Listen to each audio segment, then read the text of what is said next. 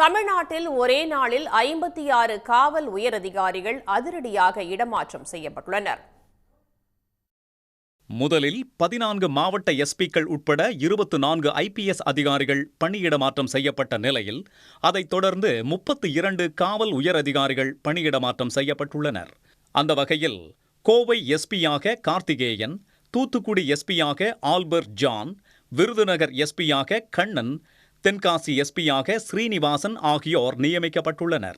இதேபோல் நீலகிரி, பெரம்பலூர், சேலம், நாகை, கரூர் உள்ளிட்ட மாவட்டங்களுக்கும் புதிய எஸ்பிக்களை நியமித்து தமிழ்நாடு அரசு உத்தரவிட்டுள்ளது.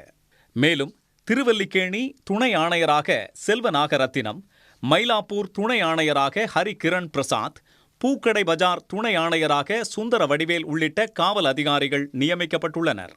கோவை பயங்கரவாத தடுப்பு பிரிவு எஸ்பியாக பத்ரி நாராயணன், நாகை கடலோர பாதுகாப்பு குழும எஸ்பியாக விஜய கார்த்திக் ராஜ், ராமநாதபுரம் கடலோர பாதுகாப்பு குழும எஸ்பியாக ரோஹித் நாதன், ஈரோடு சிறப்பு அதிரடிப்படை எஸ்பியாக சசி மோகன் ஆகியோர் நியமனம் செய்யப்பட்டுள்ளனர்.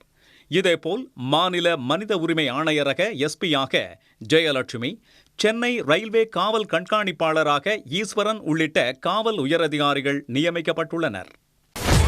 சன் நியூஸ் வாட்ஸ்அப் சேனலை ஃபாலோ செய்யுங்கள். QR கோடை ஸ்கேன் செய்து சன் நியூஸோடு இணைந்திருங்கள்.